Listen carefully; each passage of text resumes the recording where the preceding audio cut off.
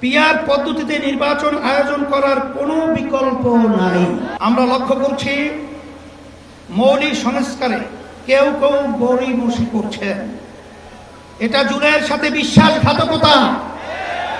স্বৈরাচার তৈরির রাস্তা খোলা রাখা যাবে না।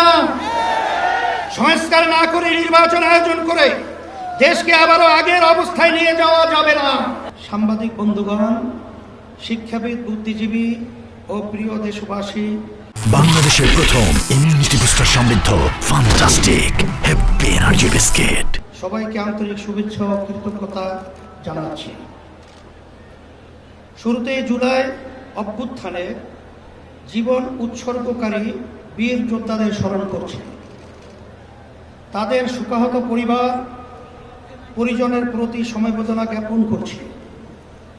আহত ও ক্ষতিগ্রস্ত সকলের প্রতি সম্মান ও কৃতজ্ঞতা জানাচ্ছি। 1957 সাল থেকে শুরু করে 1947 ও 1971-এর সকল যোদ্ধাদের প্রতি শ্রদ্ধা ও সম্মান প্রদর্শন করছি। ভাইরা আমার, দুর্নীতি, দুঃশাসন মুক্ত, সমৃদ্ধ ও উন্নত রাষ্ট্র নির্মাণের জন্য এ দেশের মানুষ শত শত বছর ধরে আত্মত্যাগ করে যাচ্ছে।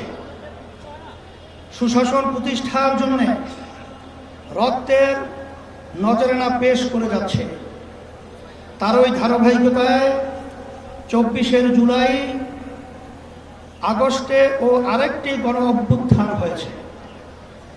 আমাদের অতীতের আত্মত্যাগ বিফলে গেছে ভুল নীতি এবং অসুস্থ রাজনীতির কারণে। সুতরাং জুলাই অভ্যুত্থানকেও আমরা অতীতের মতো ব্যর্থ হতে দিতে পারি না। বাংলাদেশের প্রথম ইমিউনিটি বুস্টার সমৃদ্ধ fantastic happy energy biscuit Abu Sayeed ও মুগ্ধরা আমাদের স্মৃতিতে অম্লান হয়ে আছে। আহতরা এখনো ক্ষত বয়ে বেড়াচ্ছে। তাই প্রয়োজনীয় রাষ্ট্র সংস্কার এখনই করতে হবে। পতিত স্বৈরতন্ত্রের সাথে জড়িতদের বিচার করতে হবে। আরেকটা কথা স্পষ্ট ভাষায় বলে দিতে চাই, পিআর পদ্ধতিতে নির্বাচন আয়োজন করার কোনো বিকল্প নাই। আজকের এই জনসমুদ্র পিআর পদ্ধতি নির্বাচনের পক্ষের জনসমুদ্র। সংগ্রামী দেশবাসী, 1972 সালে রচিত সংবিধান ছিল দেশের মানুষের বোধবিশ্বাস ও গণ আকাঙ্ক্ষার বিরোধী। সেই সংবিধান রচয়িতাদের স্বাধীন বাংলাদেশের সংবিধান রচনা করার ম্যান্ডেটই ছিল না। তারা ভিন দেশের সংবিধান অনুসরণ করেছিলেন, ফলে যা হওয়ার তাই হয়েছে। কোনো ক্ষেত্রেই কাঙ্ক্ষিত সমৃদ্ধ ও উন্নতি হয় নাই। রাজনৈতিক সংস্কৃতি কলুষিত হয়েছে। সবচেয়ে ভয়াবহ ব্যাপার হলো সংবিধান মেনেই স্বৈরাচার তৈরি হয়েছে। এজন্যই আমরা সংস্কারের প্রশ্নে অটল, অবিচল ও আপোষহীন অবস্থান নিয়েছি। ভাইরা আমার, জুলাই অভ্যুত্থানের প্রধান লক্ষ্য ছিল দেশকে স্বৈরাচারের হাত থেকে রক্ষা করা, 54 বছরের জমা হওয়া জঞ্জাল দূর করা। অভ্যুত্থানের পরে সংস্কার কমিশন গঠন করা হয়েছে। আমরা মতামত দিয়েছি। এখন সংস্কার নিয়ে দ্বিতীয় দফা আলোচনা চলছে। আমরা লক্ষ্য করছি মৌলিক সংস্কারে কেউ কেউ গড়িমসি করছেন। এটা জুলাইয়ের সাথে বিশ্বাসঘাতকতা। স্বৈরাচার তৈরির রাস্তা খোলা রাখা যাবে না। সংস্কার না করে নির্বাচন আয়োজন করে দেশকে আবারও আগের অবস্থায় নিয়ে যাওয়া যাবে না। রাষ্ট্রের মূলনীতি সহ সংসদের উভয় কক্ষে পিআর পদ্ধতি নির্বাচনের মতো বিষয় ঐক্যমত্য না হলে গণভোটের আয়োজন করতে হবে। ভাইয়েরা আমার, পতিত ফ্যাসিস্ট জুলুমের রাষ্ট্র তৈরি করেছিল। হাজার হাজার মানুষকে গুম ও খুন করেছে। বিলিয়ন বিলিয়ন টাকা দেশ থেকে চুরি করে নিয়ে গেছে। লাখো মানুষকে কারাবন্দী করেছে। চাঁদাবাজি করে মানুষের জীবনকে অতিষ্ঠ করেছে। আর 24 জুলাই তো প্রকাশ্যে গণহত্যা করেছে, ফলে তাদের কোনো ক্ষমা নাই। যারা সরাসরি ফৌজদারি অপরাধের সাথে জড়িত ছিল তাদের বিচার করতে হবে, যারা অপরাধে সহায়তা করেছে তাদেরও বিচার করতে হবে। বিচারের ক্ষেত্রে কিছুটা অগ্রগতি হলেও পতিত সরকারের অধিকাংশ মন্ত্রী, এমপি এবং নেতারা এখনো জেলের বাইরে। অনেকেই দেশের বাইরে থেকে উস্কানি দিয়ে যাচ্ছে। আজকের এই মহাসমাবেশ থেকে ঘোষণা করছি, অবিলম্বে ফ্যাসিবাদীর সাথে জড়িত সকলকে শাস্তির আওতায় আনতে হবে। আরেকটা কথা বলি, সুপ্রিম কোর্টে বিচারপতি নিয়োগ নিয়ে অতীতের মতোই বাতাসে নানা রকম কথা ভাসছে। আমরা আমাদের চোখ কান খোলা রেখেছি। যোগ্যদের বাদ দিয়ে যদি তথাকথিত শপথবদ্ধ রাজনীতিবিদদের নিয়োগ দেওয়া হয়, তা কারো জন্যই সুকুমার হবে না।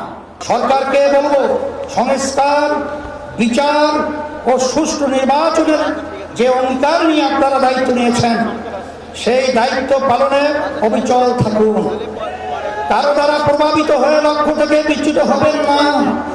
নিরপেক্ষ থেকে দায়িত্ব পালন করুন। আমরা আপনাদের পাশে ছিলাম, আছি এবং থাকবো ইনশাআল্লাহ।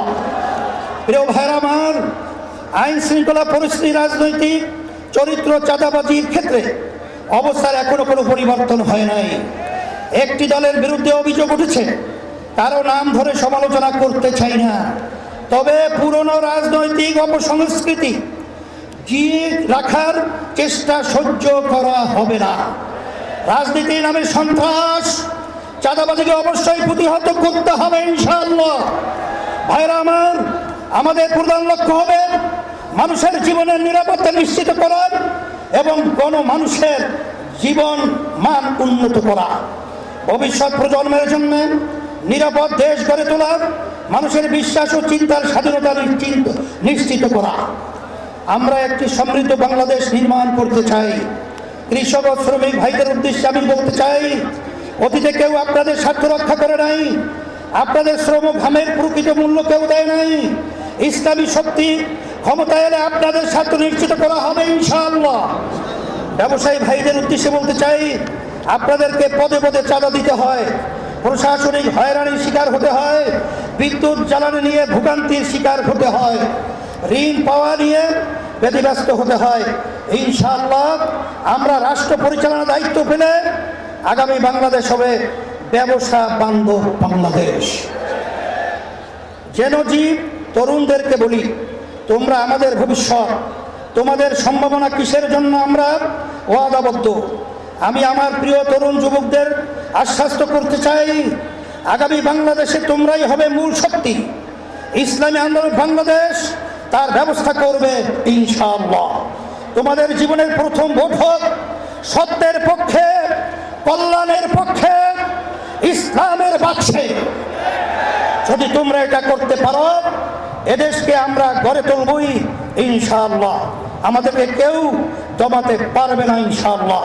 আমরা কথা দিচ্ছি, আমাদেরকে দায়িত্ব দিলে দুর্নীতির দুঃশাসন মুক্ত একটি সমৃদ্ধ বাংলাদেশ তোমাদের উপহার দেব ইনশাআল্লাহ।